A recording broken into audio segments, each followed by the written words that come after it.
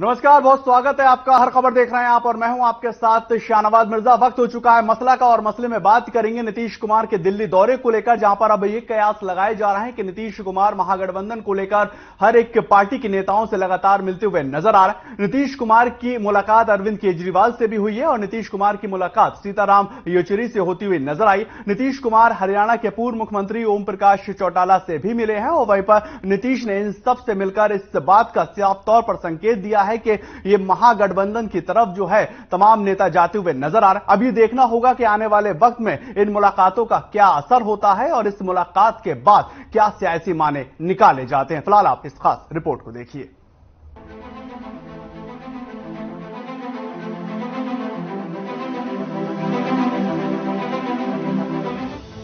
CM Nitish Kumar 3 दिवसीय दिल्ली के दौरे पर हैं, जहां पर भारतीय जनता पार्टी के खिलाफ विपक्ष को एकजुट करने का काम करते हुए नजर आ रहे हैं। मिशन 2024 को लेकर नीतीश कुमार एक्शन में दिखाई दे रहे हैं। ऐसे में अब वो विपक्ष के नेताओं से लगातार मुलाकात कर रहे हैं। नीतीश कुमार अपने दौरे के दूसरे दिन दिल्ली के मुख्यमंत्री अरविंद केजरीवाल से मिले और दिल्ली स्थित सीपीएमआई के कार्यालय पर भी गए। वहां पर सीपीएमआई के नेता सीताराम येचुरी से उनकी मुलाकात हुई। दोनों की मुलाकात को मिशन 2024 से जोड़कर देखा जा रहा है।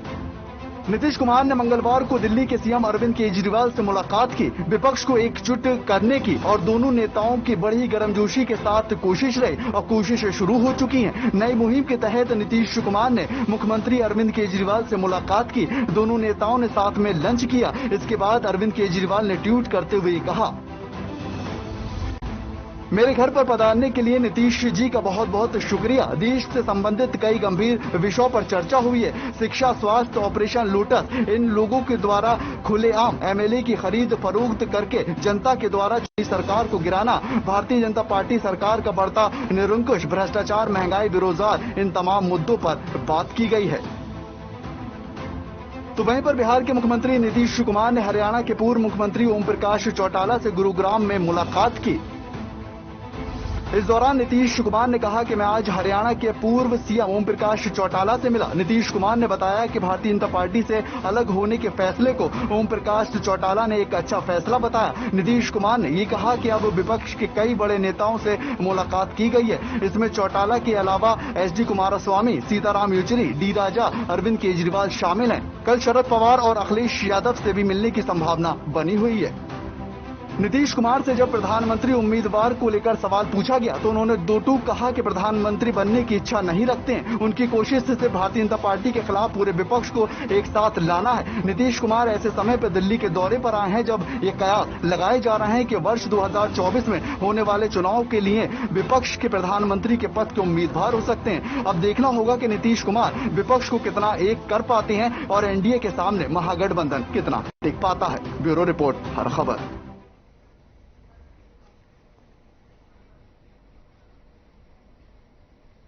आपको बताएं कि नीतीश कुमार दिल्ली के दौरे पर हैं और दिल्ली का दौरा काफी ज्यादा खास माना जा रहा है। 3 दिवसीय ये पूरा दौरा है, जहां पर भारतीय जनता पार्टी के खिलाफ जो है वो विपक्ष को एकजुट करने की लगातार नीतीश कुमार कोशिश करते हुए नजर आ रहे हैं। तमाम बड़े नेताओं से नीतीश कुमार की मुलाकात हो चुकी है और जो पार्टी के सर्वोसर्वा हैं उनसे भी नीतीश कुमार लगातार मिलते हुए नजर आ रहे हैं। उसी कड़ी में अरविंद केजरीवाल से मुलाकात हुई है और साथ ही साथ ओम प्रकाश चौटाला से भी आज नीतीश कुमार मिलते हुए नजर आए। सीताराम येचुरी से उनकी मुलाकात हुई है, डी राजा से उनकी मुलाकात हुई है। तमाम जो पार्टियों के बड़े सर्वोसर्वा हैं उनसे मुलाकात करते हुए नीतीश कुमार नजर आए। लेकिन बड़ा सवाल यहां पर यह खड़ा हो रहा है, क्या जो महागठबंधन है उसको लेकर जो एक सपना सजाया जा रहा है वो कामयाब होता हुआ नजर आएगा? क्या महागठबंधन एनडीए के सामने टिक पाएगा? क्या महागठबंधन इतनी सीटें जीत पाएगा जो वो विपक्ष को जो है एक जो क्वेश्चन मार्क वो खड़ा करता हुआ नजर आ सके? इन तमाम मुद्दों को लेकर चर्चा करेंगे। इन तमाम मुद्दों को लेकर जो सियासत है उसको समझने की कोशिश करेंगे। हमारे साथ पैनलिस्ट जो है वो जुड़ेंगे,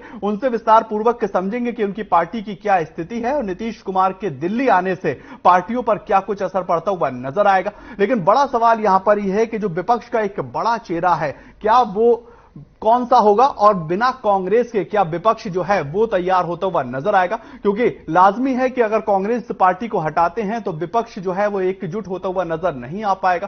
कांग्रेस पार्टी कहां तक के साथ देती हुई नजर आती है और कहां पर कौन सा नेता बड़ा होगा, इन तमाम सवालों को लेकर भी कयास लगाए जा रहे हैं। नीतीश कुमार लगातार इस बात को लेकर कयास लगा रहे हैं कि पार्टी के हर एक बड़े नेता से मुलाकात की जाए और हर एक पार्टी के बड़े नेताओं को जो है समझाया जाए कि विपक्ष का मजबूत होना कितना जरूरी है। नीतीश कुमार को आपको बताएं कि दिल्ली के मुख्यमंत्री अरविंद केजरीवाल से मुलाकात करी और उन्होंने साफ तौर पर कहा कि मेरे पधारने पर नीतीश जी का बहुत बहुत शुक्रिया। उन्होंने कहा अरविंद केजरीवाल ने कि देश से संबंधित कई विषयों को लेकर चर्चाएं की गई हैं। अरविंद केजरीवाल कहते हुए नजर आए स्वास्थ्य, ऑपरेशन लोटस और इन द्वारा एमएलए की खरीद फरोख्त को लेकर भी बातचीत की गई है। तस्वीरों में आप देखिए ओम प्रकाश चौटाला से भी नीतीश कुमार गुरुग्राम में मिलते हुए नजर आए। ये एक बड़ी खबर है और बड़ी खबर इस लिहाज से हो जाती है क्योंकि बड़े नेता एक साथ एक मंच के ऊपर हर एक जगह दिखाई दे रहे हैं। इससे पहले भी तस्वीरें हमने 2019 की लोकसभा में देखी थी जब एक बड़े पैमाने पर तमाम विपक्ष एकजुट होता हुआ नजर आया था, लेकिन वो विपक्ष भी उसके बावजूद भी कुछ नहीं कर पाया। एनडीए को या कहें भारतीय जनता पार्टी को 300 प्लस सीटें लोकसभा की मिलती हुई नजर आई थी। क्या वो इतिहास दोबारा से भारतीय जनता पार्टी दोहराती हुई नजर आएगी या 2024 का चुनाव दरअसल अलग होता हुआ नजर आएगा? इन तमाम सवालों को लेकर बातचीत की जाएगी। कौन सी पार्टी कहां कितनी मजबूत है और किस पार्टी का जनाधार कितना बढ़ता हुआ नजर आया है, तो इन तमाम बातों को लेकर हम बात करेंगे। और हमारे साथ जो पैनलिस्ट है वो भी जुड़ चुके हैं, उनसे आपका परिचय जो है करवा देते हैं। संजय राय साहब हैं, राजनीतिक विश्लेषक हैं। सर आपका स्वागत है। भूपेंद्र गहलावत जी हैं, प्रवक्ता भारतीय जनता पार्टी हैं। बजरंग दास गर्ग जी हैं, प्रवक्ता कांग्रेस हैं। और रजत पंजेटा जी हैं, प्रवक्ता इनेलो हैं। सर आप सबका स्वागत है। और मेरा पहला सवाल गर्ग साहब आपसे ही रहेगा, क्या नीतीश कुमार विपक्ष को मजबूत करते हुए नजर आ रहे हैं और विपक्ष को मजबूत करते हुए क्या चुनौती दे पाएंगे? देखिए, आज के समय की जरूरत है कि सभी पार्टियों को एकजुट होकर भारतीय जनता पार्टी के खिलाफ मोर्चा खोलना चाहिए। जिस प्रकार भारतीय जनता पार्टी ने पूरे देश में ऐलान किया हुआ है, उनके राष्ट्रीय अध्यक्ष नड्डा जी हो, कि प्रधानमंत्री नरेंद्र मोदी जी हो या अमित शाह जी हो, एक ही बात कहते हैं, क्षेत्रीय दल नहीं होने चाहिए, क्षेत्रीय दल खत्म करने हैं। और भारतीय जनता पार्टी का उन्हें 2024 में राज लाना है। उनका मिशन आप देखो, क्षेत्रीय दल खत्म करने का उनका एक मिशन है। और आज के टाइम आप हालात देश के अंदर क्या बने हुए, आज हरेक वर्ग का नागरिक, चाहे देश का किसान हो, कर्मचारी हो, मजदूर हो, व्यापारी हो, कि छोटा मध्यम व्यापारी हो, कि उद्योगपति हो, हर वर्ग का नागरिक इस सरकार से दुखी है। सबसे मोटे मुद्दा क्या आज के टाइम? महंगाई, बेरोजगारी। नहीं गर्ग साहब, ये तमाम मुद्दे तो हैं और इन तमाम मुद्दों को लेकर तो कांग्रेस पार्टी भी, जो आपने सवाल किया उसी लाइन पर मैं टच कर रहा हूं। चलिए, वो जनता के मुद्दे को भड़काने के लिए भारतीय जनता पार्टी नए नए टोटके देश और प्रदेश में छोड़ती है और चुनी हुई सरकारें उनको ऊपर ईडी का, सीबीआई का, इनकम टैक्स का डर दिखाकर उस सरकार को तोड़कर अपनी सरकारें बनाने में लगी हुई है। कई जगह कामयाब हुए और काफी जगह फेल भी हुए। अब मैं एक नहीं गर्ग साहब, ये तमाम सवाल तो हैं, इसको लेकर तो रोज चर्चा की जाती है, लेकिन आज का मुख्य सवाल ये है, जो नीतीश कुमार के सहारे विपक्ष एकजुट होता हुआ नजर आ रहा है, क्या वो विपक्ष एकजुट होता हुआ दिखाई देगा धरातल के ऊपर? 2024 लोकसभा के दरमियान जब देखा जाएगा तो क्या विपक्ष वो एक साथ नजर आता हुआ दिखाई देगा? गर्ग साहब संक्षेप में, फिर आगे पैनलिस्ट के पास जाना है। जी, मैं एक उम्मीद करता हूं, नीतीश कुमार जी हो, अरविंद जी हो, ममता जी हो, शरद पवार जी, सब साथी है और सब की भारतीय जनता पार्टी दुखी है। मैं समझता हूं सब मिलजुल कर 2024 के अंदर भारतीय जनता पार्टी का टुकड़ा साफ करने का काम हकीकत में करेंगे। चलिए, भूपेंद्र गहलावत जी भी हमारे साथ जुड़े हुए। भूपेंद्र गहलावत जी, गर्ग साहब साफ तौर पर कह रहे हैं नीतीश कुमार आ गए, 2024 में आपका सुपड़ा साफ है। देखिए, मैं ये चाह रहा था कि ये विपक्ष का मामला इकट्ठा होने का, पहले आप पंडिता जी से भी पूछ लेते तो मैं इकट्ठा ही जवाब दे देता, और अगर मेरे से आप पहले जवाब लेना चाहते हो तो मैं पहले दे देता, मैं पहले दे देता हूँ। हाँ भूपेन जी, आप जवाब दीजिए, फिर मैं जाता हूँ रजत जी के पास। मैं ये कहता हूँ कि आप ये देखिए कौन आदमी क्या काम करता है। ये नीतीश की जो आज आए हैं, इनकी आप बैकग्राउंड देखना, ये डॉक्टर राम मनोहर लोहिया जी के नाम को भी बदनाम करने का इन्होंने काम किया। हमने उन्होंने लोकदल में इकट्ठा काम किया है, और ये सबसे बड़ा राम मनोहर लोहिया जी का जो समाजवाद करना रहता, उसमें परिवारवाद की कोई जगह नहीं है, नंबर 1।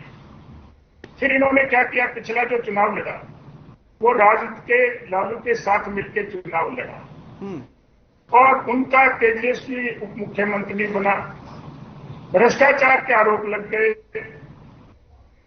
और इस बार इसने गठबंधन तोड़ के और भारतीय जनता पार्टी तक ही आ गया। फिर भारतीय जनता पार्टी के साथ चुनाव लड़ा, अब गठबंधन तोड़ के उसी लालू के साथ सिर्फ भ्रष्टाचार के मामले जो बना के इसको छोड़ा था, उसी के पद से चला गया,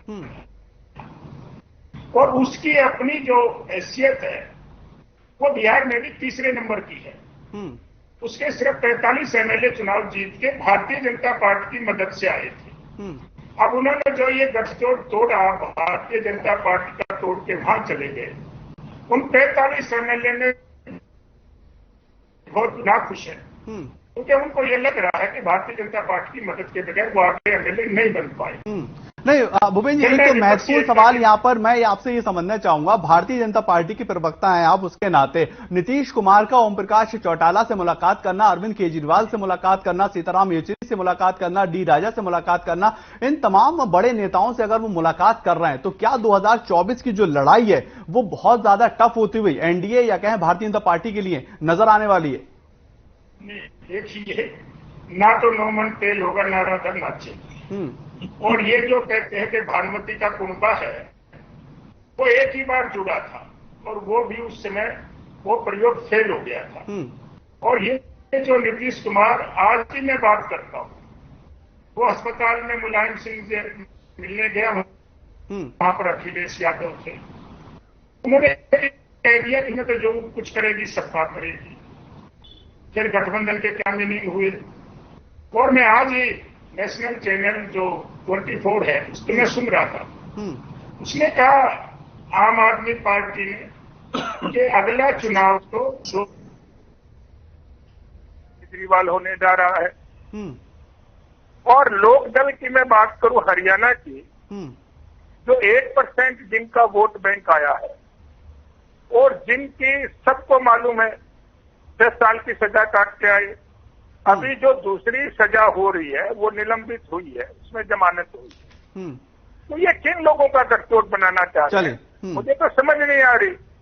और ये बताएंगे क्या वो जो केजरीवाल जो पंजाब में कहता है कि एक बूंद पानी नहीं देंगे, जो कहता है चंडीगढ़ हम पंजाब का ही है, हरियाणा का कोई हक ही नहीं है, चंडीगढ़ में हम जब उसको बिल्डिंग बनाने के लिए जगह भी नहीं देंगे, तो ये तो कांग्रेस बताएगी और ये इनेलो बताएगी क्या ऐसे आदमी के साथ ये गठजोड़ करना चाहेंगे। रजत जी जवाब दीजिए, साफ तौर पर भूपेन जी जो है वो आरोप लगाते हुए नजर आ रहे हैं कि जो ऐसा शख्स जो चंडीगढ़ को पंजाब मानता है, पानी न देने की बात करता है। और मेरा एक और सवाल इसमें आप ऐड कर लीजिएगा, क्या नीतीश कुमार के दिल्ली दौरे से आपकी जो विपक्षी जो पार्टियां हैं उनकी एक आस जगती हुई नजर आ रही है कि 2024 में चलो कोई एक ऐसा नेता मिल गया जो राज्य और जो देश लेवल के ऊपर टक्कर देता हुआ नजर आएगा?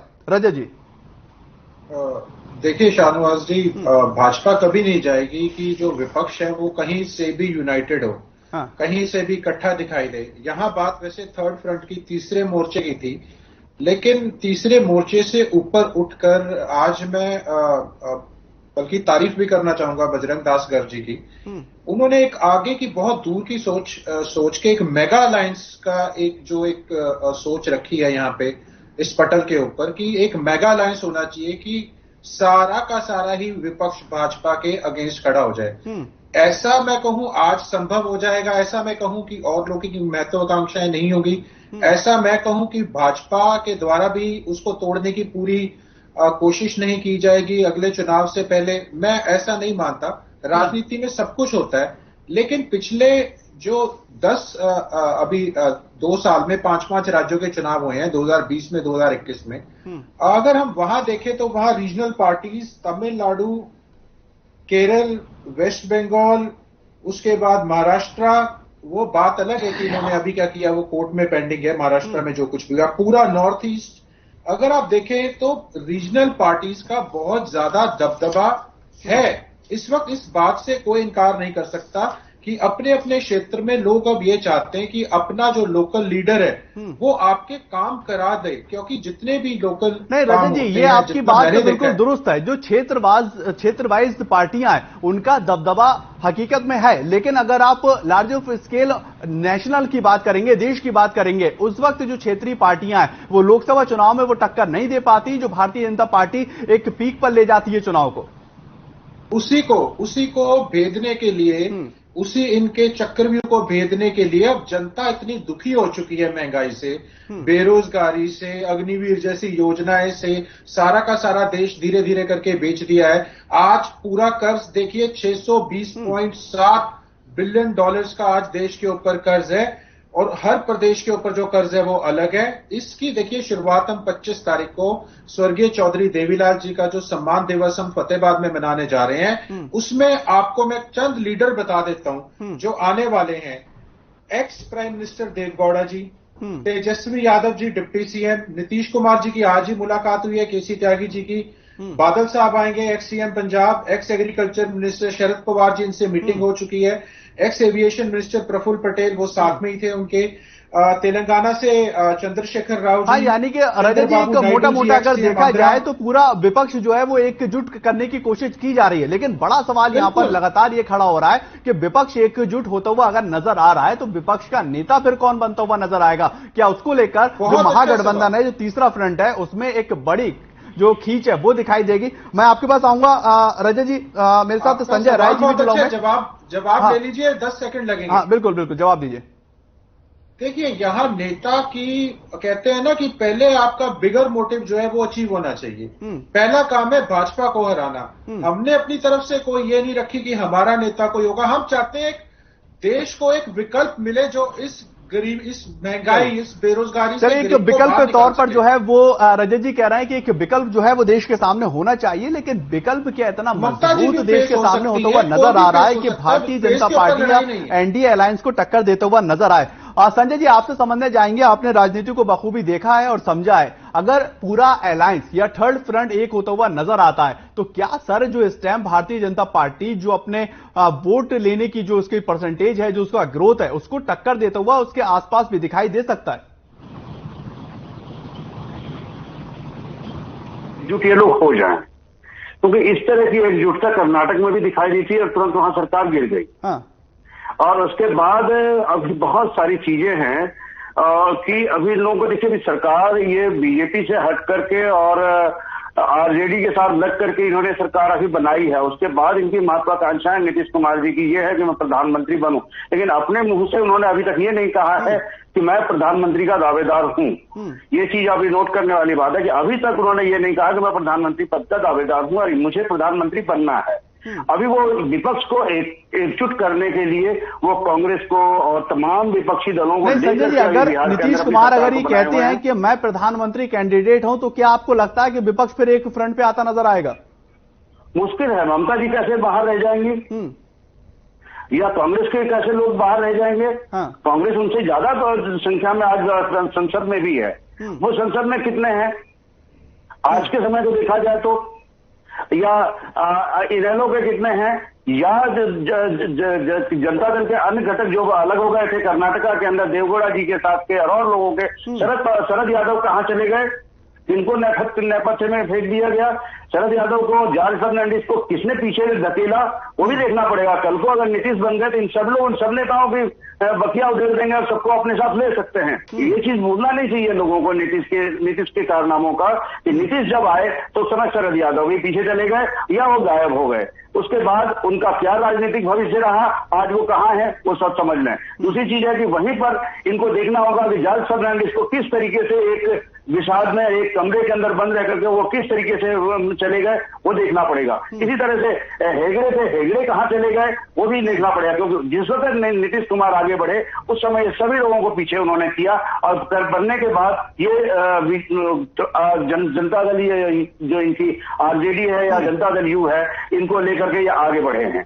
मैं ये चीज बताना चाहूंगा कि सब तक जनता दल का जो तोड़ हुआ है वो इनकी और अन्य जो लोगों की महत्वाकांक्षाएं थी इस वजह से हुआ। और अब भारत की जनता को एक सरकार चाहिए जिस तरीके की इस वक्त विकास का जो कार्य चल रहा है।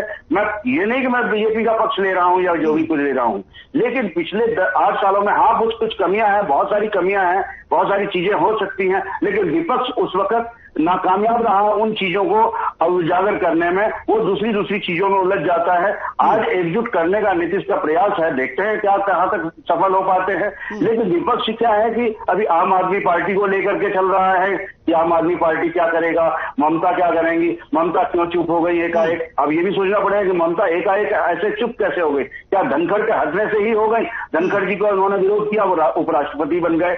ये भी देखना पड़ेगा कि कहां पर किस तरीके की राजनीति, केंद्र की राजनीति किस तरीके से चल रही है।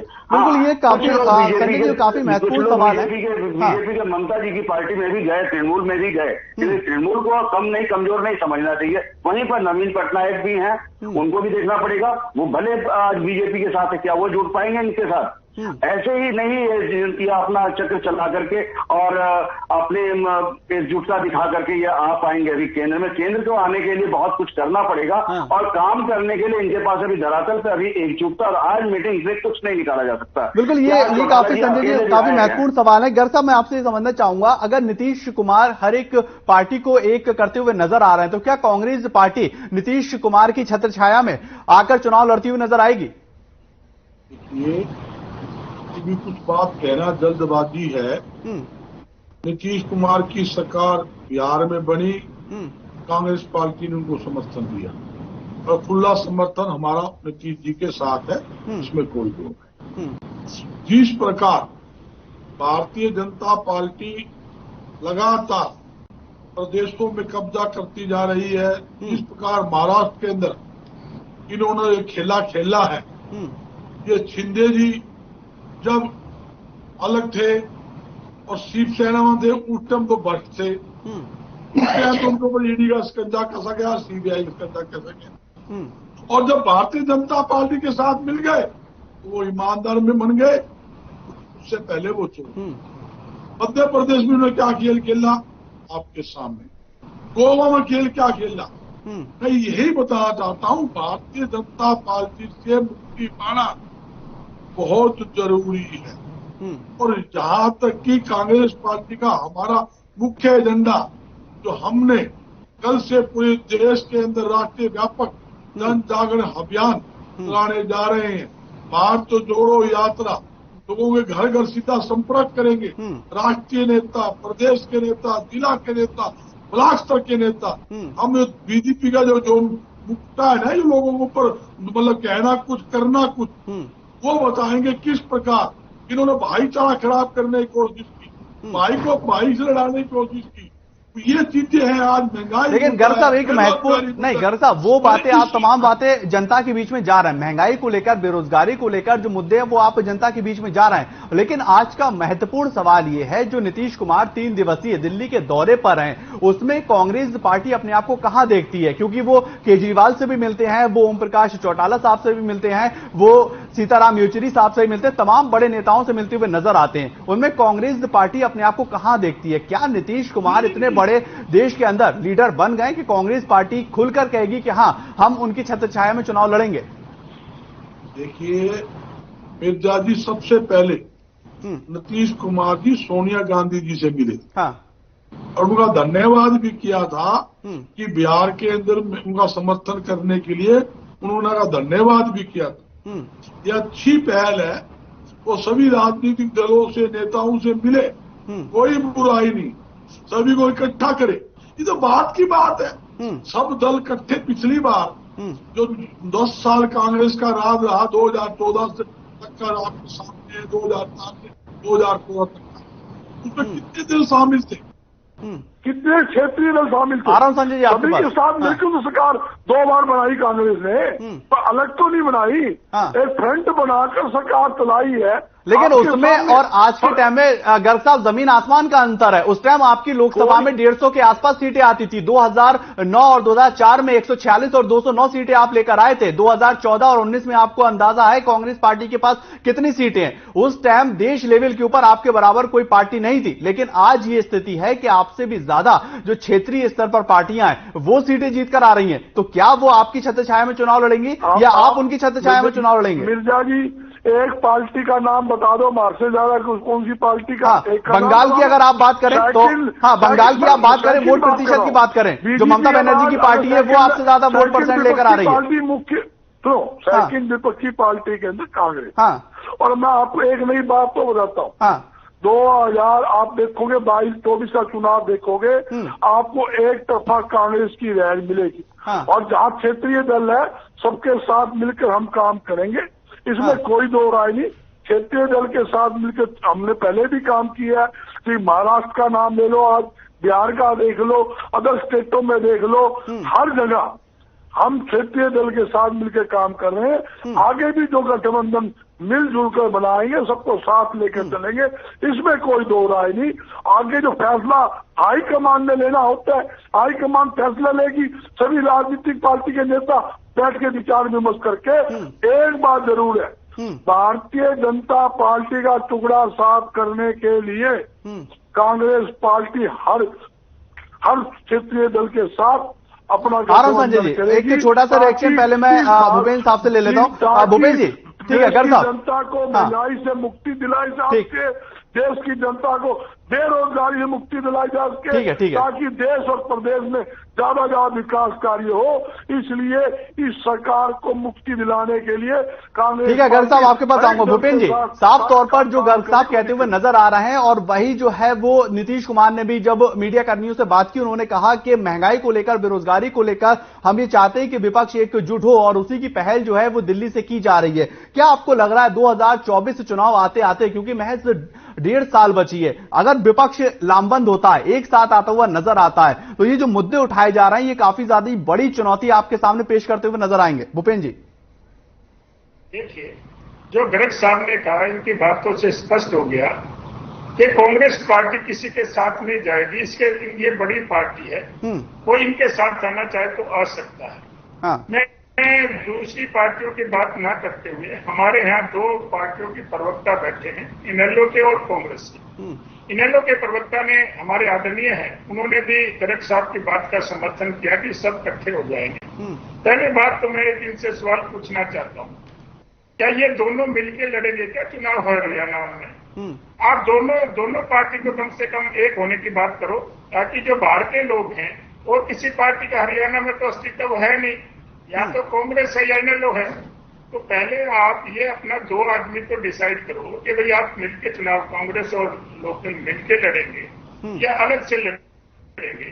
और देखिए, जितनी भी आपने ये बातें गिनाई है, कोई मुद्दा नहीं है। आज मुद्दा कांग्रेस के पास सिर्फ एक ही मुद्दा है कि इनके ज्यादातर आदमी जिन्होंने भ्रष्टाचार किया हुआ है, उनकी ईडी की और सीबीआई की इंक्वायरी चल रही है, उससे डर करके ये सारे करते। आज कोई भारतीय जोड़ो यात्रा का कोई मकसद नहीं है। सिर्फ राहुल गांधी ये दिखाना चाहता है कि भाई मेरे बगैर तो ये पार्टी चल नहीं सकती, और लोग इधर उधर की घूम फिर के और फिर उसको प्रधान बनाने का काम करें।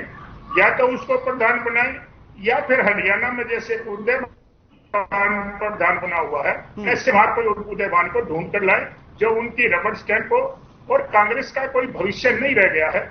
ये तो अब इनका, मैं कहूं कि कल ही परसों इनकी जो हल्ला बोल रही थी, मैं भाषण सुन रहा था राहुल गांधी जी का, उन्होंने कहा कि जो 22 रुपया लीटर आटा मिलता था अब वो 40 रुपए लीटर मिल रहा है। उसको लेकर हो गई थी भूपेंद्र जी, उसको लेकर चर्चा हो गई थी, कल भी चर्चा हुई थी उसको लेकर। वो बाद में उन्होंने केजी में कर दिया था, वो उन्होंने बाद में दुरुस्त कर दिया था उसको लेकर कोई ज्यादा सेकंड में ठीक किया।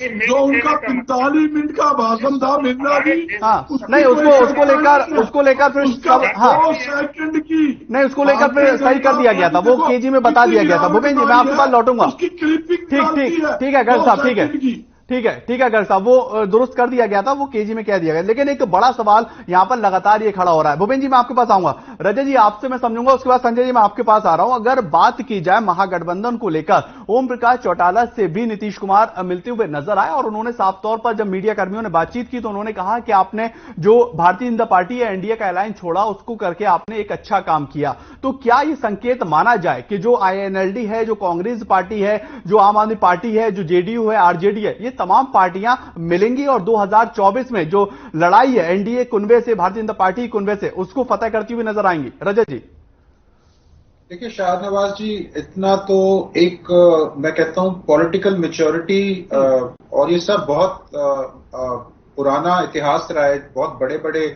धुरंधर रहे हैं राजनीति के। भाजपा हमेशा इतिहास गिना गिना के मनोमुटाव थे, ये मनोमुटाव थे, वो मनोमुटाव थे। मुझे लगता है आपसी मनोमुटाव भुलाकर जब एक वोटर है उसके सामने एक ऐसा विकल्प डालना पड़ेगा कि आप भाजपा का बटन दबाएं या फिर एक मेगा अलायंस थर्ड फ्रंट का तीसरे मोर्चे का बटन दबाएं, जिसमें सभी की वोटें जो है वो जुड़ेंगी, अलग अलग जो पार्टीज हैं, पूरे देश में एक अच्छा एक विकल्प, मजबूत विकल्प जिसे कहते हैं कि एक मजबूत विकल्प, कि जब लगेगा एक वोटर कौन जो भी रीजनल पार्टी के साथ जुड़ा हुआ है और वो एंटी बीजेपी है तो वो उसका बटन दबाए। जहां तक भूपेंद्र जी की बात का सवाल है, भूपेंद्र जी की सवाल है, उनको उसका जवाब मैं भूपेंद्र जी को ये देना चाहता हूं। भूपेंद्र जी, आप हमारी लड़ाई हरियाणा के अंदर है जो रहेगी, चाहे वो आम आदमी पार्टी है, चाहे वो कांग्रेस है, उसके साथ हमारी लड़ाई रहेगी। लेकिन एक नेशनल लेवल पे जहां एक मजबूत विकल्प की बात आती है तो वोटर को एक मजबूत विकल्प देना पड़ेगा, क्योंकि वोटर जो है आज इतना तंग हो चुका है कि वो विकल्प ढूंढ रहा है। अब मेरे और आपके कहने से, संजय जी के कहने से कोई तीसरा फ्रंट मैं मानता हूं, लेकिन नहीं बनेगा। आप कह रहे हैं, अगर आप चाह रहे हैं कि नहीं बनेगा, लेकिन जैसी आज हालात बन रहे हैं, जैसी परिस्थितियां बन रही हैं, मुझे लगता है कि आपकी सोच से पहले अंदर ही अंदर वोटर चाहता है कि तीसरा विकल्प बने जो भाजपा के खिलाफ, वहां जाके अपना एक वोटर, हमारी पार्टी की वोट आप भी आ रही है, दूसरी पार्टी रजत जी आपको ये नहीं लग रहा कि बीते 10-9 साल की जो सियासत देखी जा रही है उसमें, रजत जी एक छोटा सा सवाल, रजत जी ये आपको क्यों नहीं लग रहा कि जो 8-10 साल की बीती सियासत देखी जा रही है उसमें जनता ये चाहती है कि जिसको भी गवर्नमेंट दी जाए वो फुल फ्लैश हो, उसमें कोई आनाकानी ना हो, विकास के काम में गति ना आए? बिल्कुल फुल फ्लैश होएगी, बिल्कुल। ऐसा सरकार ने कि प्रदेश पे कर्ज चढ़ाओ, देश पे कर्ज चढ़ाओ। कर्ज मैंने आपको बताया 820.7 बिलियन डॉलर का कर्ज है आज देश के ऊपर। आज पूरा का पूरा प्रदेश डूब चुके हैं, हरियाणा पे 3 लाख करोड़ का कर्ज। संजय जी तो कहां से लेके आओ ये पूरा देश प्रदेश का इकट्ठा मिला दे तो 1000 बिलियन डॉलर का कर्ज पहुंच जाएगा। उसके ऊपर से बेरोजगारी देखिए आप, आज उसके ऊपर से महंगाई देखिए, हर चीज के ऊपर तो जीएसटी है, सांस लेने के ऊपर तो जीएसटी तक, तो सांस लेना ही बच गया, भगवान की मूर्ति। चलिए संजय जी, चलिए रजत जी आपके पास आऊंगा। संजय जी एक महत्वपूर्ण सवाल मैं ये समझना चाह रहा हूं, तक पे भी जीएसटी है। ठीक है रजत साहब, ठीक है रजत साहब। संजय जी एक महत्वपूर्ण बात मैं आपसे ये समझना चाह रहा हूं, अगर मैं उत्तर प्रदेश के लिहाज से ये बात समझूं, क्योंकि मैं इसका जिक्र इसलिए कर रहा हूं क्योंकि वहां पे सब में ज्यादा लोकसभा की सीटें आती हैं, 80 लोकसभा की सीटें वहां पर आती हैं, और 2019 का मैं जिक्र कर रहा हूं। मायावती और अखिलेश यादव से बड़ा उत्तर प्रदेश या कहें और दूसरे राज्य के अंदर कोई अलायंस नहीं हो सकता जहां पर 80 सीटों को लेकर वो लड़े। उसके बावजूद भी 69 सीटें भारतीय जनता पार्टी ने जीती थी, वो भी एक अलायंस था। क्या इस तरह के अलायंस धरातल पर उतरते हुए और कामयाब होते हुए नजर आ रहे हैं, या फिर जो भारतीय जनता पार्टी की लहर है, जिस तरह से भारतीय जनता पार्टी जनता से कनेक्ट हो रही है, उसके सामने आखिर कोई टिक नहीं पा रहा? संजय देखिए मुद्दे बहुत सारे हैं, बहुत सारे मुद्दे हैं, बहुत सारे मुद्दे खत्म हो गए। आज मुद्दा मैं अभी पहले शुरुआत करता हूं नीतीश जी की मीटिंग्स का। नीतीश जी की अन्य चाहे सीताराम येचुरी से हो, चाहे वो सीताराम येचुरी से मुलाकात हो या आम आदमी पार्टी नेता से मुलाकात हो या मार्क्सवादी कम्युनिस्ट पार्टी से मुलाकात हो, मात्र वो 40 मिनट की या 30 मिनट की मुलाकात थी। उनमें केवल हाय हेलो हुई है, चाय पिया गया, आपका स्वागत, ये सब चीजें की गई। इसके अलावा उन लोगों ने ना तो कोई महंगाई पे बात की है, ना कोई इन्होंने बेरोजगारी पे बात की है, ना किसी अन्य चीजों पे। एक औपचारिक मुलाकात की है कि चलो भाई हम कल बैठेंगे। आज क्या कोई भी सीट का बंटवारा उन लोगों ने किया है क्या? सभी नेता, तीनों दलों के नेता यहाँ बैठे हैं। इन लोगों की बातचीत से भी यही चीज निकला कि कोई भी इस डिस्कस से बोला। हम लोग टीवी चैनल्स पे डिस्कस कर रहे हैं महंगाई की, इनकी उनकी जनता दल से। क्या नीतीश कुमार को एक हम लोग चर्चा लेकर के चले हैं? क्या उसने सीट बंटवारे की बात की? बिल्कुल नहीं की। उन्होंने केवल औपचारिक मुलाकात की। वो कल प्रधानमंत्री से भी मिलेंगे, क्योंकि एक स्टेट का मुख्यमंत्री होने के नाते उनकी ड्यूटी बनती है कि वो प्रधानमंत्री से मिलें। कल वो प्रधानमंत्री से ही मिलेंगे, कल अन्य लोगों से भी मिलेंगे। इसमें वो चीज नहीं कही जा सकती क्या है, क्योंकि अभी नई सरकार बना के आए हैं तो वो सबसे मिलेंगे। एक विरोधी दल के साथ उन्होंने अलायंस करके सरकार बनाए हैं, तो इस नाते से आप प्रधानमंत्री से, पहले प्रधानमंत्री के वो सहयोगी थे, पार्टनर थे, इसलिए मिलते थे, तो वहां पर काम नहीं हुआ, अब इस नाते से मिलेंगे। और एक चीज और बता दें, आपने सवाल किया उत्तर प्रदेश की 80 सीटों का लेकर के, सारे अलायंस वहां पर हो गए। अखिलेश कांग्रेस का अलायंस हो चुका, अखिलेश बसपा का अलायंस हो चुका, अखिलेश और अन्य का सबका अलायंस हो चुका, समाजवादी पार्टी के साथ मिलकर के और अन्य घटक दलों के साथ भी मिलकर के हो चुका। लेकिन वहां पे कोई भी गठबंधन कामयाब नहीं हुआ। वहां जातिवाद हो जाता है।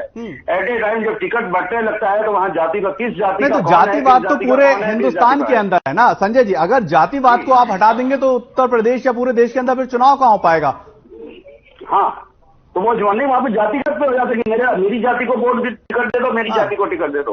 वहां पे फिर कुछ होता है कि कुछ दूसरी दलों से जो लोग आते हैं वो इसी शर्त पर आते हैं कि उनको ले लो। और आज भाजपा जो है पूरी कांग्रेस में हो गई। कांग्रेस के लोग कांग्रेस में रह ही नहीं गए। अभी आजाद है, गुलाम नबी आजाद है, वो भी कांग्रेस से बाहर चले गए। अभी बहुत, चाहे कपिल सिब्बल हो, कपिल सिब्बल कहाँ चलेगा? वो समाजवादी पार्टी से। तो ये संजय जी भारतीय जनता पार्टी की जिम्मेदारी थोड़ी है कि कांग्रेस पार्टी के जितने बड़े नेता हैं वो पार्टी से जा रहे हैं तो इसकी जिम्मेदारी भारतीय जनता पार्टी होगी। ये तो कांग्रेस पार्टी को अपना कुनबा खुद संभालना होगा ना। वो 40 साल हो, 60 साल हो, या जितने भी साल वो लोग सत्ता में रहे, उनको सत्ता में जो व्यक्ति रहा हो और जिसको पावर की एक आदत पड़ गई है, तो वो किसी न किसी तरीके से पावर के साथ जुड़ना चाहेगा। उसके अलावा वो कहीं बाहर नहीं रहता। उनको 4 दिन खाली रख देंगे तो वो उनको सजा है कि वो अगर नेताओं से नहीं मिल रहे हैं या उनके पास आईएएस आके सलाम नहीं ठोक रहा है, आईपीएस आके सलाम नहीं ठोक रहा है, तो वो कैसे रह पाएगा? तो इसलिए वो सत्ताधारी दल के साथ तुरंत जाते हैं और वो मौका परस्ती, चाहे वो जगदम्बिका पाल रहे हो, चाहे वो सीपीएल सिंह रहे हो या XYZ जो भी रहे हो, कांग्रेस के बड़े से बड़े नेता या छोटे छोटा, क्योंकि वो सत्ता में थे, आज भी सत्ता में है। लेकिन संजय जी संजय में आपसे समझना चाहूंगा संजय जी, नीतीश कुमार के दिल्ली दौरे से जो विपक्ष का मॉडल है, क्या आपको लग रहा है कि 2024 के लिए वो विपक्ष का मॉडल तैयार होता हुआ दरअसल नजर आ सकता है आने वाले दिनों में? मुश्किल है। हाँ। मैं नहीं मानता, क्योंकि देखिए 10 सीटें हमारे पास हरियाणा में है। कितनी सीटें इनेलो को हो जाएगी, कितनी कांग्रेस को हो जाएगी? सबको 10 की 10 सीटें चाहिए। कैसे अलायंस चल पाएगा? यही हम हरियाणा की बात करते हैं तो कैसे रह पाएगा? हाँ बिल्कुल, ये काफी बड़े और महत्वपूर्ण सवाल है कि आखिर जो अलायंस है वो जमीनी स्तर पर अलायंस उतरता हुआ नजर कैसे आएगा। भूपेंद्र जी, साफ तौर पर रजत जी भी और बजरंग दास गर्ग साहब भी ये साफ तौर पर कह रहे हैं कि हम लोग महंगाई, भ्रष्टाचार, एमएलए को तोड़ना और ये तमाम मुद्दों को लेकर जो भारतीय जनता पार्टी करती नजर आ रही है, इसको लेकर हमारा कुनबा एक हो रहा है। हमारा कुनबा जो है महागठबंधन तब्दील हो रहा है और थर्ड फ्रंट की बहुत ज्यादा जरूरत है। क्या आपको लगता है कि इन मुद्दों का धरातल पर जनता स्वीकार करती हुई नजर आएगी और भारतीय जनता पार्टी को इस महागठबंधन अगर होता है भविष्य में तो चुनौती मिलती हुई नजर आएगी? देखिए, आज भारतवर्ष राष्ट्रीय पार्टी है और वो भारतीय जनता पार्टी है। उसके जो काम है, उन्होंने जो काम किए आदरणीय नरेंद्र मोदी जी प्रधानमंत्री के नेतृत्व में, चाहे वो यूक्रेन का युद्ध की बात आई हो, जब कॉरिडोर बना के हमारे आदमी को निकालने का काम हुआ हो, चाहे आज हमारे देश की अर्थव्यवस्था 5वें नंबर पर पहुंचने का काम हुआ हो, और कितने ही क्रांतिकारी कदम उन्होंने उठाए, चाहे राम मंदिर बनाने की बात है, 370 हटाने की बात है। आज सारे देश की जनता सिर्फ और सिर्फ आदरणीय नरेंद्र मोदी और भारतीय जनता पार्टी की तरफ देख रही है। और मैं सिर्फ हरियाणा की बात करूं तो पंजेटा साहब बहुत ही मंजे हुए प्रवक्ता है। इन्होंने बड़ी चित्राई से कहा कि स्टेट में तो अलग होगा और राष्ट्रीय स्तर पर अलग होगा। वोटर तो वही है, वोट तो उसने स्टेट में डालना है, तो क्या वो दोनों को ही वोट डाल देगा? नहीं भूपेंद्र जी, लेकिन अगर वोटर वही है तो उसके मुद्दे बदल जाते हैं। दरअसल अगर वो विधानसभा चुनाव में वोट कर रहा है उसका मुद्दा अलग होगा, लोकसभा में अलग होगा, पंचायती चुनाव में मुद्दा अलग होगा। देखिए, जो हमारे साथी विशेषज्ञ हैं उन्होंने बहुत अच्छी बात कही। हाँ। लोकदल भी चाहेगा 10 के 10 एमपी हम लड़े, कांग्रेस भी चाहेगी 10 के 10 एमपी लड़े। और जो ये मुलाकात की बातें चल रही है, इन्होंने कहा कि नीतीश ने मुलाकात की, अब उस पर क्या चर्चा हुई नहीं चर्चा हुई आगे निकल के आएंगे। मुलाकात तो 4 दिन पहले भूपेंद्र हुड्डा ने गुलाम नबी आजाद से भी की थी, उसका हम क्या मतलब निकालें कि वो कांग्रेस को छोड़ के जा रहे हैं? मतलब ही तो निकाला जा सकता है ना। आज जो चर्चा जिससे हो रही है, जो ओपन में नहीं आई, और मैं ये कहता हूँ, देखिए कांग्रेस पार्टी की मैं बात करूँ जो ज्यादा ये सारी बात करते हैं, हरियाणा की बात ले लो, ना तो राहुल गांधी भूपेंद्र हुड्डा पे विश्वास करते हैं, ना भूपेंद्र हुड्डा राहुल पे विश्वास करते हैं। बगैर विश्वास के कभी गाड़ी नहीं चला सकती, और सिर्फ इनका सिर्फ एक ही मकसद है, इनकी कोई नीति नहीं है, कोई नीयत नहीं है, कोई इनका एजेंडा नहीं है, कि सिर्फ हम भारतीय जनता पार्टी को जो आता है भारतीय जनता पार्टी को हराओ। अरे तुम अपनी बात करो, तुम्हारी क्या पॉलिसी है? तुम बेरोजगारी दूर कैसे करोगे? आज जो अर्थव्यवस्था 5वें नंबर पर पहुंची है, उसको आप कैसे मेंटेन रखने का काम करोगे? आपकी क्या पॉलिसी है? आप लोगों पर कोई मिनिमम प्रोग्राम नहीं है, सिर्फ और सिर्फ एक हवा खड़ा करके कि मोदी जी को हराओ, भारतीय जनता पार्टी को हराओ। अरे भैया, भारतीय जनता पार्टी अगला जो चुनाव आएगा 2024 में, वो 400 प्लस सीट जीत के आएगी। सारी जनता सारे विपक्ष को देख चुकी है, और इनका जो ड्रामा है वो रोज रोज का ड्रामा देख रही है। ये सिर्फ इकट्ठे हो रहे हैं जो इन्होंने भ्रष्टाचार किया हुआ है कि किसी तरह से हम उनकी गिरफ्त से बच जाए। गर्ग साहब जवाब दीजिए, भूपेंद्र जी साफ तौर पर कह रहे हैं कि 400 प्लस सीटें जो है 2024 में, और भ्रष्टाचार करा हुआ है, इसलिए विपक्ष जो है वो एकजुट हो रहा है, मुद्दा कोई नहीं है। देखिए मिर्जा जी, भूपेंद्र जी बहुत सीनियर प्रवक्ता है, मेरे बड़े भाई भी है, और सरकार का पक्ष बड़े अच्छे ढंग से रखते हैं। मैं एक ही बात पूछना चाहता हूं, 2014 के अंदर जब मोदी साहब बोलते थे महंगाई भगाओ, भारतीय जनता पार्टी ने, हम हर साल 2 करोड़ युवाओं को रोजगार देंगे, 250 रुपए रसोई गैस सिलेंडर देंगे, पेट्रोल डीजल के रेट कम करेंगे, टैक्स की दरें कम करेंगे, लोगों को रोजगार देंगे। सारा काम आप देख लो, जो गैस सिलेंडर की कीमत 410 रुपए हुआ करती, आज 1070 पार हो गई। महंगाई चरम सीमा पर ऊपर है। पूरे विश्व के अंदर, मेरे यहाँ शास्त्री बैठे हैं, सीनियर पत्रकार संजय जी, पूरे विश्व के अंदर सबसे ज्यादा टैक्स की दरें अगर कहीं है, भारत देश के अंदर है। जीएसटी के तहत सबसे ज्यादा टैक्स यहाँ है, किसी देश के अंदर 28% टैक्स नहीं है। ये तो आम उपयोग में आने वाली वस्तुओं को पर भी इन्होंने 28%। अच्छा गर्ग साहब एक बात बताएं, अगर महंगाई का मुद्दा है, बेरोजगारी का मुद्दा है, जीएसटी का मुद्दा है, तो अलग अलग क्षेत्रों पर पार्टियां समझा क्यों नहीं पा रही हैं? फिर महागठबंधन की जरूरत क्या है? यही बताना चाहता हूं मोदी जी। इन्होंने कहा था, भूपेंद्र जी बोल रहे थे, इन्होंने ये तो कहा नहीं भारतीय जनता पार्टी का हटाओ, ये बात कर आ रहा हूं भूपेंद्र जी, आ रहा हूं। एजेंडा क्या है? हमारा एजेंडा यही है कि हम महंगाई कम करेंगे, बेरोजगारों को रोजगार देंगे, कानून व्यवस्था में सुधार लाएंगे, और भारतीय जनता पार्टी को सत्ता से हटाएंगे।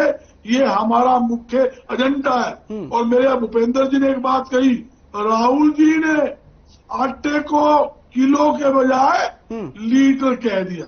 हाँ। एक शब्द मुंह से, पौन घंटा का जो स्पीच थी, पौन घंटे की स्पीच में एक शब्द निकल गया, उसी टाइम ठीक कर दिया, हाथों हाथ 2 सेकंड के अंदर। मगर भारतीय जनता पार्टी कलाकारी देखिए, 2 सेकंड की उस क्लिपिंग की कटिंग करके सोशल मीडिया में, चलिए उसको लेकर तो गर्ग साहब, उसको लेकर चर्चा हुई, उसको तो टोक दिया गया। गर्ग साहब उसको लेकर चर्चा हुई, उसको टोक दिया गया। उस क्लिप की तो जिक्र नहीं कर रहा है, जिक्र हम ये कर रहे हैं कि गठबंधन से जो है वो, हाँ, 2 घंटे तक उन्हें महंगाई पर बोला, किसानों पर बोला, बेरोजगारी पर बोला, जीएसटी पर बोला, क्या बोला भी हम क्या करेंगे, गैस सिलेंडर के रेट हम कितने करेंगे, सारी चीज उन्होंने ब्रीफिंग के अंदर लाई। अगर कांग्रेस का राज आता है, योगी दल के साथ राज आता है। चलिए रजत जी, एक मुख्य सवाल यहाँ पर, हाँ गर्ग साहब आपके पास आऊंगा, फिर वक्त जो है वो खत्म हो जाएगा। ठीक है गर्ग साहब आपके पास आऊंगा। रजत जी, एक मुख्य और महत्वपूर्ण सवाल ये जो है तमाम लोगों के जहन में आएगा, हरियाणा का ही अगर जिक्र किया जाए 10 लोकसभा सीटें, INLD है, कांग्रेस पार्टी है, तमाम आपकी विपक्षी पार्टियां हैं, किस तरह से आप इन सीटों का बंटवारा करते हुए नजर आओगे? क्योंकि जब सीटों का बंटवारा होता है तभी जितने अलायंस होते हैं वो इधर उधर जाते हुए नजर आते हैं। देखिए, भाजपा भी चाहेगी कि सीटों का बंटवारा को इसको एक अभी से एक इश्यू बना के कि अलायंस कभी सिरे ना चढ़े। हाँ। लेकिन जैसे कि मैंने कहा, इन चीजों से एक पॉलिटिकल मैच्योरिटी लेनी पड़ेगी, एक आपसी मनमुटाव से ऊपर उठकर एक कहीं ना कहीं एक एडजस्टमेंट के ऊपर आपको एक कंक्लूजन के ऊपर पहुंचना पड़ेगा, ताकि मेन मोटिव और मेन एम से ना भटके। मेन एम ये है कि देखिए, सारे के सारे हिंदुस्तान में, चाहे आप बंगाल ले लीजिए, केरल ले लीजिए, तमिलनाडु ले लीजिए, रीजनल पार्टीज का, तेलंगाना ले लीजिए, रीजनल पार्टीज का, उत्तर प्रदेश में अखिलेश जी की सबसे ज्यादा वोट शेयर है, तो रीजनल पार्टीज के हाथ में वोट है। ये बात, ये ताकत, ये तीसरे मोर्चे को नहीं भूलनी चाहिए कि आपके पास वोट है, सारी की सारी वोट इकट्ठी करो। तो आप भाजपा को देखिए, 10 साल की एंटी इनकम्पेंसी, किसान की दुगनी आय करने का जुमला, 15-15 लाख पे मैं नहीं जाना चाहूंगा। भाजपा की तो जनता इतनी दुखी है, मैं महंगाई से लेके भ्रष्टाचार, तो आप आने तो दो सरकार, आपकी भी परतें खुलेगी। आप जैसे ईडी का, सीबीआई का दुरुपयोग कर रहे हो, तो मैं अपने आप से दावे के साथ कह सकता हूं, भाजपा कभी नहीं चाहेगी कि तीसरा मोर्चा बने या कोई मेगा अलायंस सामने आए। ये अभी से चाहेंगे कि इनको इस बात पे लड़वा दो, उसको उस बात पे लड़वा दो। अभी अगर आर.के. आनंद जी को नहीं खड़ा किया था क्या हमने सपोर्ट करके? वो भी एक राज्यसभा के कैंडिडेट थे हमारे। तो आपको कहीं ना कहीं एक पॉलिटिकल मैच्योरिटी और देश की राजनीतिक परिस्थितियों को समझने की एक कहते हैं ना, एक मैच्योर लेवल की एक सोच होनी चाहिए। देखिए, शरद पवार जी, प्रफुल्ल पटेल जी है, एनसीपी से हैं वो, पूरे देश के कोने कोने से, फारूक अब्दुल्ला जी हैं, उनको हम लेके आएंगे, केसीआर जी हैं तेलंगाना से, पंजाब से बादल साहब हैं। तो अगर आप एक थर्ड अपना ही अपनी, देखिए ये चाहते हैं कि हम अपना आपको कम आके, लेकिन हमारे पास ताकत है, जनता हमारे साथ जुड़ रही है। आज बहुत 10 साल की एंटी इनकम्पेंसी भाजपा के खिलाफ है, भाजपा का जाना तय। लेकिन भाजपा कभी ये हमेशा ये चाहेगी कि विपक्ष आपस में वोट इनका बिखरा रहे, अलग अलग वोट डले थोड़ा थोड़ा, और फिर अगर ये वोट इनका अलग अलग डलता है तो उसके हिसाब से ये बाहर निकल के आ जाएंगे। फिर तो क्या आप ये चाहोगे कि हमेशा से ऐसे चलता रहे? लेकिन जो मैंने बताया, रीजनल पार्टीज की जो ताकत है आज रीजनल पार्टीज के पास है, उसके हिसाब से अगर आप लगा लो तो हर जगह दबदबा रीजनल पार्टीज का है। अगर तीसरा मोर्चा बनता है तो भाजपा की सरकार निश्चित तौर पे नहीं आएगी। चलिए संजय जी, जिस तरह से रजत जी साफ तौर पर कह रहे हैं कि जो रीजनल पार्टियों का दबदबा अपने अपने क्षेत्र में है, क्या आपको लगता है ये जो विधानसभा सीटों के अंदर पार्टियां भारतीय जनता पार्टी को टक्कर देती हुई नजर आती हैं, जब बड़े परिवेश में आप सोचें और लोकसभा चुनाव के मद्देनजर आप सोचें, तो ये तमाम रीजनल पार्टियां वही वोट इकट्ठा कर पाएंगी जो ये विधानसभा में इकट्ठा करती हुई नजर आती है? संजय जी, मैं आपको आज एक विशेष चीज बताना चाह रहा हूं, और ये मेरा आकलन है, मेरा अपना विचार है कि आज भले बीजेपी हरियाणा में है, लेकिन वो अलायंस में है। हाँ। ये अलायंस लोकसभा चुनाव में रहेगा या नहीं रहेगा, ये भी देखने वाली बात होगी। जेजेपी को हो सकता है कि वो भी अपना टिकट मांगे, और कितनी सीटों पे वो चुनाव लड़ता है, और ये भी देखने वाली बात है कि जेजेपी कितनी सीटों पे चुनाव लड़ेगा, और जेजेपी लड़ने के लिए कितना मांगेगा उसको इग्नोर नहीं करना पड़ेगा। वहां पर भी हो सकता है कि अलायंस टूट जाए। 10 की 10 सीटों पर बीजेपी चुनाव लड़ेगी, मैं आज दावे के साथ कह रहा हूं, और इसको आप देख लीजिएगा। लोकसभा चुनाव की बात कर रहा हूं मैं केवल। हाँ। राज्य में जो चल रहा है अलायंस वो चलने दीजिए, जिस तरीके से चल रहा सरकार चला रही है, लेकिन टिकट के वक्त में बीजेपी ने अपने दम पर ही लड़ना है, और अगला चुनाव भी बीजेपी अकेले दम पर लड़ेगी, कोई अलायंस नहीं होगा। वो आज आप देख लीजिएगा हरियाणा के अंदर जिस तरीके से वो कार्य में कर लगे हुए हैं, जिस तरीके से मेहनत में, क्योंकि और पार्टियां केवल डिबेट्स में और चर्चाओं में इधर उधर के मीटिंग्स में लगे हुए हैं। अपने को बूथ लेवल पे किसी के पास कार्यकर्ता नहीं है। कांग्रेस भी आपस में गुटबाजियों में फंसी हुई है। और अच्छा संजय जी, जो आपने संजय जी एक छोटा सवाल ले लेती है मेरा। हाँ संजय जी, फिर उसको आप जो है कंक्लूड कर लेना। मैं ये कह रहा हूं, अगर हरियाणा की बात की जाए, जो आप कह रहे हैं भारतीय जनता पार्टी 10 की 10 लोकसभा सीट पर लड़ती हुई नजर आएगी, अगर वो लड़ती भी है तो क्या आपको लग रहा है कि वही सपोर्ट मिलता हुआ जनता का नजर आएगा? जी बिल्कुल मिलेगा, क्योंकि काम उस समय ये सब मुद्दे रह जाते हैं। पिछली बार भी नोटबंदी था, सब कुछ था, सारे मुद्दे रह गए। इन्होंने जो काम था वो काम करके दिखाया था। केवल लोग चाहते उनको उसके तुरंत बाद क्या आया, राज्यसभा राज्य में जीत करके नहीं आए। जीत में क्या अलायंस बनी? हाँ, कुछ कारणों से लोग रह गए। उस चीजें थी। मैं उनका पक्ष नहीं ले रहा हूँ। एक राजनीतिक जो चीजें सबके सामने है, कोई भी चीज इस चीज से नकार नहीं सकता है। और मैं बात करूंगा, इस चुनाव की बात है, अगर 24 के लेकर के ये अलायंस कर रहे हैं, तो अलायंस में अभी केवल आज औपचारिक मुलाकात हुई है। अगली देखते हैं कि कितनी सीटों पे कौन कब कहां और कितने वोटों में तब्दील कर पाएगा। पंजेदा साहब ने जितने लोगों का नाम लिया, जितनी पार्टियों का नाम लिया, वोट दिला पाए, वो भी दिखाने वाली बात है कि वो कितने वोट में तब्दील कर पाते हैं। फिर ये लोग भागते हैं डेरों की तरफ। फिर ये डेरों की तरफ की डेरे वाले कितने हैं, वो कितने वोट्स आ जाएंगे, वहां पर भी लोग भागते हैं। यहाँ पे डेरों का भी अलायंस बहुत जबरदस्त चलता है। चलिए वक्त जो है वो कम है। भूपेंद्र जी, आप कंक्लूड करिए जो आप बात कहना चाह रहे हैं। और साफ तौर पर संजय जी तो ये कहना है कि भारतीय जनता पार्टी जो है वो 2024 का चुनाव अकेले लड़ती हुई नजर आएगी। देखिए, ये हमारी पार्टी कोई एक आदमी की पार्टी तो है नहीं, ये तो बहुत बड़ा संगठन है।